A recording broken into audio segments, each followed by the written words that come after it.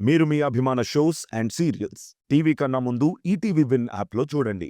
Download and subscribe to ETV win app. 99 రూపాయలు మాత్రమే. వసంత కోకిల వనమంతా పిలుపులా వసంత కోకిల జగమంతా గెలుపులా. ఓకే.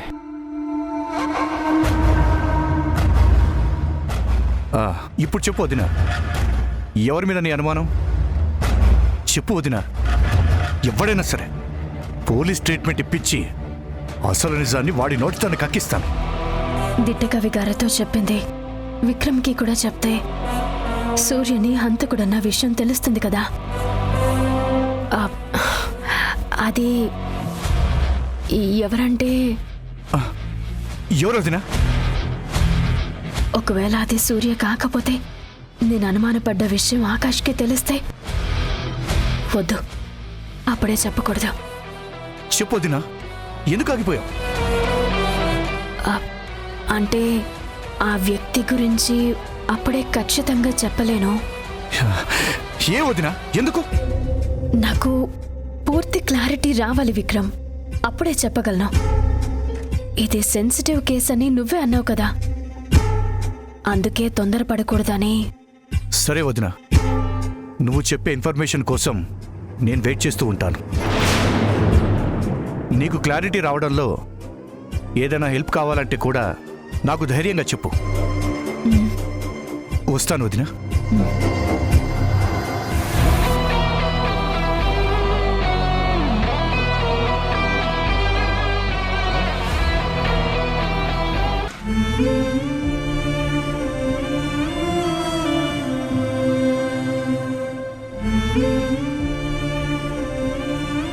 పండు, ఏంటి మేడం ఏదో సీరియస్గా ఆలోచిస్తున్నారు? అదేం లేదు దివ్య. ఏం లేదని ఇంత డల్గా చెప్తున్నావంటే ఏదో ఉన్నట్టే. ఆ ఆలోచనలు మా గురించేనా? నువ్వు కేర్ తీసుకోవాల్సింది కడుపులో బిడ్డ గురించి మాత్రమే.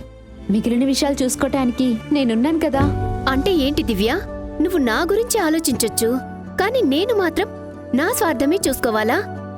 పండు, నీది స్వార్థం ఎందుకు అవుతుంది? ఏం చేయాలో ఎలా ఉండాలో నీకు చెప్తుంది నేనే కదా. ఇదిగో ఇప్పుడు చెప్తున్నాను, నువ్వు నాతో ఇలా ఆర్గ్యుమెంట్లు ఫైటింగ్లు ఆపలేదంటే లోపల ఉన్న బేబీ త్వరలోనే బాక్సింగ్ చేస్తుంది. దివ్య ఆంటీని ఏమైనా అంటే ఒప్పుకోను అని వార్నింగ్స్ కూడా ఇస్తుంది. జాగ్రత్త. ఇదిగో ఇలా నవ్వుతూ ఉండాలి, సరేనా? నేను ఆఫీస్కి వెళ్తాను, బాయ్. నువ్వు రెస్ట్ తీసుకో. సరే.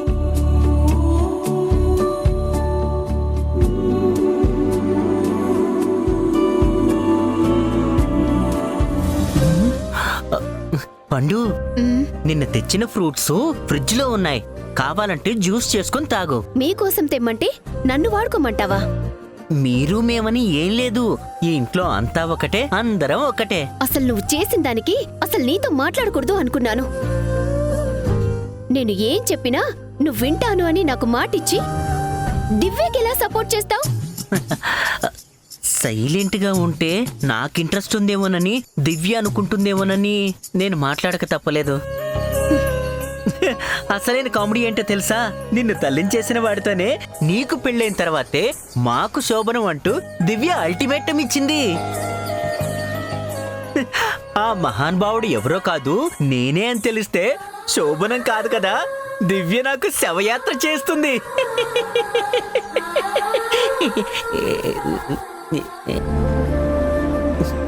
కానీ ఒక్కటి మాత్రం నిజం పండు, నేను దివ్యని ప్రేమించినంత కాలం తను నన్ను అర్థం చేసుకోలేదు. దివ్య అర్థం చేసుకున్న తర్వాత దగ్గరయ్యే అదృష్టం నాకు లేదు. ఈ జన్మకి నా బతికింతేనేమో. బాయ్.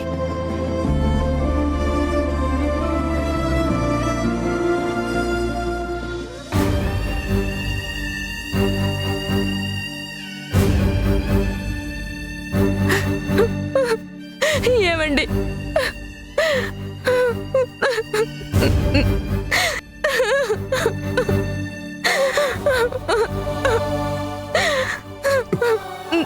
అక్క ప్లీజ్, బావ పోయిన దగ్గర నుండి నువ్వు ఏడుస్తూనే ఉన్నావు. పోయిన వాళ్ళని తిరిగి తీసుకురాలేం. నీ ఆరోగ్యం గురించి కూడా ఆలోచించాలి కదక్కా. ప్రాణంగా చూసుకున్న మనిషి పోయినప్పుడు ఈ ఆరోగ్యం ఉంటే ఎంత, పోతే ఎంత సురేష్. అలా మాట్లాడకు, అలా మాట్లాడద్దు. నేను మొదటి నుండి భయపడుతూనే ఉన్నాను. ఒకరోజు రాత్రి ఎవరో ఫోన్ చేసి ఆయన్ని చంపుతానని బెదిరించారు చూడు. ఆ క్షణం నుండి భయం నా గుండెల్లో గూడు కట్టుకొనుంది. వాడు, ఆ దుర్మార్గుడు అన్నంత పని చేశాడు. పాపిష్టి డబ్బు కోసం ఆయన్ని పొట్టను పెట్టుకున్నాడు. నా కన్నీటికి కారణమైన వాణ్ణి ఆ దేవుడు కూడా కరుణించాడురా. ఆ దేవుడు కూడా క్షమించాడు.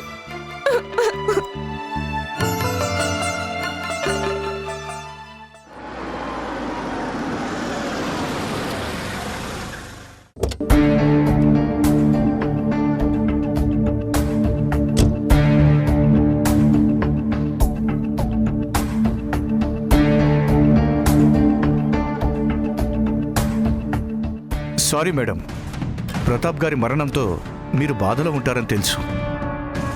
కానీ ఒక పోలీస్ ఇన్స్పెక్టర్గా ఎంక్వైరీ చేయడానికి వచ్చాను. ఇంకా ఎంక్వైరీ ఏంటి ఎస్ఐ గారు?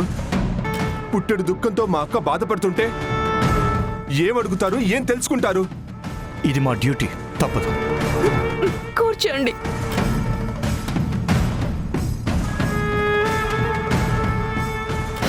బిజినెస్లో గొడవల వల్ల ప్రతాప్ గారిని హత్య చేసింది ఆకాష్ అని కంప్లైంట్ ఇచ్చారు. ఆకాష్ కాకుండా ఇంకెవరి మీదైనా మీకు అనుమానం ఉందా? వేరే ఎవరి మీద ఎలాంటి అనుమానము లేదు. కేవలం ఆ దుర్మార్గుడే నా భర్తని పొట్టన పెట్టుకున్నాడు. ఎస్ఐ గారు, మా బావ శవాన్ని చూసిన క్షణం నుండి మేము చెప్తున్న పేరు అదొక్కటే.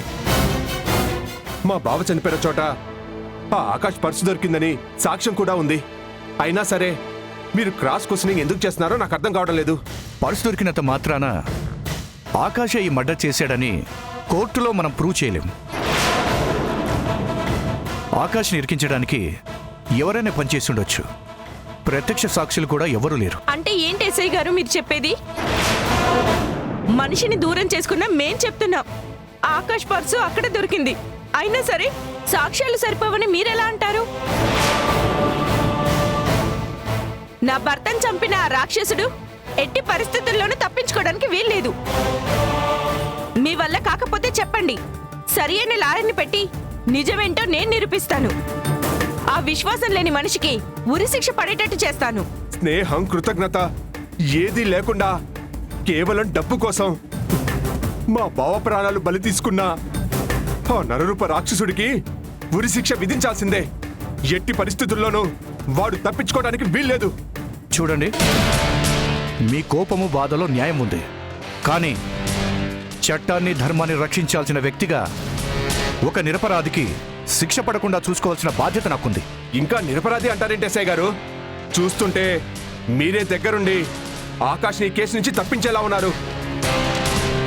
నేను తప్పించేవాణ్ణి కాదు, తప్పు ఎవరు చేసినా శిక్షించేవాణ్ణి. అయితే ఆ ఆకాష్ను శిక్షించండి.